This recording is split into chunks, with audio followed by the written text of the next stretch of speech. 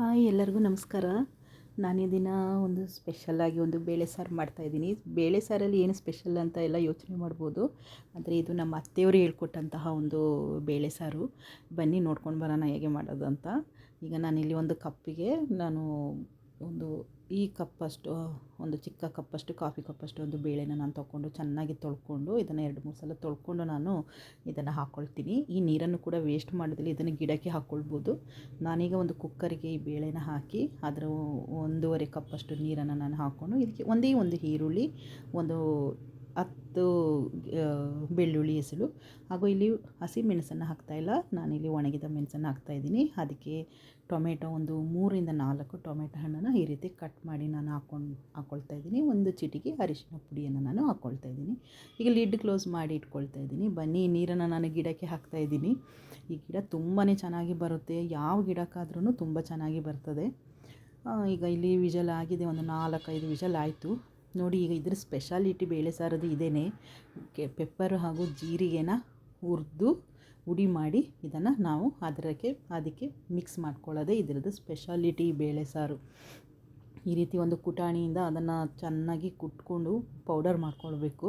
ನೀವು ಮಿಕ್ಸಿಲಾದರೂ ಮಾಡ್ಕೊಳ್ಬೋದು, ಯಾಕೆಂದರೆ ತುಂಬ ಅದು ನೈಸಾದರೂ ಚೆನ್ನಾಗಿರೋದಿಲ್ಲ. ಅದರಿಂದ ಈ ರೀತಿ ಕುಟಾಣಿಲಿ ಕುಟ್ಕೊಳ್ಳೋದ್ರಿಂದ ಚೆನ್ನಾಗಿ ನೋಡಿ, ಈ ರೀತಿಯಾಗಿ ಇದ್ದರೆ ಸಾಕು.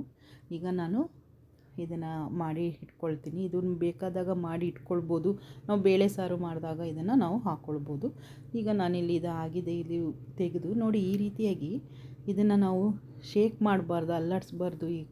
ಇದನ್ನು ಹಾಗೆಯೇ ಒಂದು ಪಾತ್ರೆಗೆ ಈ ನೀರನ್ನು ನಾನು ಸಪ್ರೇಟಾಗಿ ಮಾಡ್ಕೊಳ್ತೀನಿ. ಈ ರೀತಿಯಾಗಿ ಮಾಡಿಕೊಂಡು ಈಗ ಇದನ್ನು ಈ ರೀತಿಯಾಗಿ ಒಂದು ಮ್ಯಾಶರಿಂದ ನಾವು ಇದನ್ನು ಚೆನ್ನಾಗಿ ಮ್ಯಾಶ್ ಮಾಡ್ಕೊಳ್ಬೇಕಾಗುತ್ತೆ. ಈಗ ನಾನು ಹಸಿ ಮೆಣಸನ್ನು ಯೂಸ್ ಮಾಡ್ತಾಯಿಲ್ಲ, ಇಲ್ಲಿ ಒಣಗಿದ ಮೆಣಸನ್ನು ಹಾಕ್ತಾಯಿದ್ದೀನಿ. ತುಂಬಾ ಟೇಸ್ಟಾಗಿರ್ತದೆ, ನೀವೊಮ್ಮೆ ಮಾಡಿ ನೋಡಿ ಮನೇಲಿ. ಈ ರೀತಿ ಮೆಥಡಲ್ಲಿ ಮಾಡಿ ನೋಡಿ. ಈಗ ನಾನಿಲ್ಲಿ ತಗೊಂಡಂಥ ಈ ರಸಕ್ಕೆ ನಾನು ಬೇಳೆ ರಸಕ್ಕೆ ಇದನ್ನು ಹಾಕ್ತಾಯಿದ್ದೀನಿ. ಹಾಕಿ ಇದನ್ನು ಚೆನ್ನಾಗಿ ಕುದಿಲಿಕ್ಕೆ ಬಿಡಬೇಕು. ಈಗ ನಾನು ಇದಕ್ಕೆ ಸ್ವಲ್ಪ ರುಚಿಗೆ ತಕ್ಕಷ್ಟು ಉಪ್ಪು, ಕೊತ್ತಂಬರಿ ಸೊಪ್ಪು ಇದನ್ನು ಹಾಕ್ಕೊಳ್ತಾ ಇದ್ದೀನಿ ನಾನು. ಈಗ ಇದಕ್ಕೆ ಸ್ವಲ್ಪ ತೆಗೆದಿಟ್ಕೊಂಡಂಥ ಹುಳಿ ರಸನ ನಾನು ಹಾಕ್ಕೊಳ್ತಾ ಇದ್ದೀನಿ. ಇದನ್ನು ಹಾಕ್ಕೊಂಡು ಚೆನ್ನಾಗಿ ಮಿಕ್ಸ್ ಮಾಡಿ ಒಂದು ಲಿಡ್ಡನ್ನು ಸಹ ಇದನ್ನು ನಾವು ಮುಚ್ಚಿ ಒಂದು 5-10 ನಿಮಿಷ ಚೆನ್ನಾಗಿ ಕುದಿಲಿಕ್ಕೆ ಬಿಡಬೇಕು. ಇದು ಕುದೀತಾ ಇದೆ ಇವಾಗ ನೋಡಿ, ಈ ರೀತಿ ಕುದಿಲಿಕ್ಕೆ ಬಿಡಬೇಕು. ನಾವಿವಾಗ ಇದನ್ನು ಒಮ್ಮೆ ಚೆನ್ನಾಗಿ ಕೈ ಆಡಿಸ್ಕೊಂಡು, ಈಗ ನಾನು ಮಾಡಿ ಇಟ್ಕೊಂಡಂಥ ಈ ಹುಡಿಯಲ್ಲಿ ಎಲ್ಲನೂ ಹಾಕಲಿಕ್ಕೆ ನಾನು ಹೋಗೋದಿಲ್ಲ, ಸ್ವಲ್ಪನೇ 1 ಸ್ಪೂನಷ್ಟು ನೋಡಿ ಈಗ ಹಾಕ್ತಾಯಿದ್ದೀನಿ.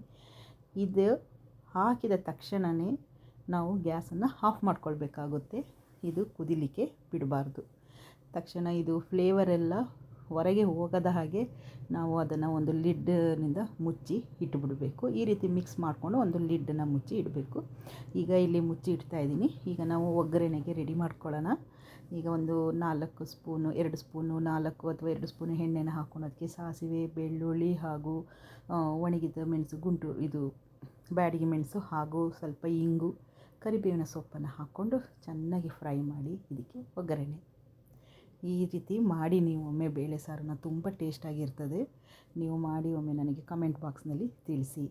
ಅನ್ನಕ್ಕೆ ಈ ರೀತಿಯಾಗಿ ಟೇಸ್ಟಾಗಿರ್ತದೆ. ಇದ್ರ ಜೊತೆಗೆ ಉಪ್ಪಿನಕಾಯಿ, ಪಲ್ಯ, ಫಿಶ್ ಫ್ರೈ ಯಾವುದಾದರೂ ಕೂಡ ತುಂಬ ಟೇಸ್ಟಾಗಿರ್ತದೆ. ನಿಮಗಿಷ್ಟ ಆದಲ್ಲಿ ಸಬ್ಸ್ಕ್ರೈಬ್ ಮಾಡಿ, ಲೈಕ್ ಮಾಡಿ, ಶೇರ್ ಮಾಡಿ ಫ್ರೆಂಡ್ಸ್, ಪ್ಲೀಸ್.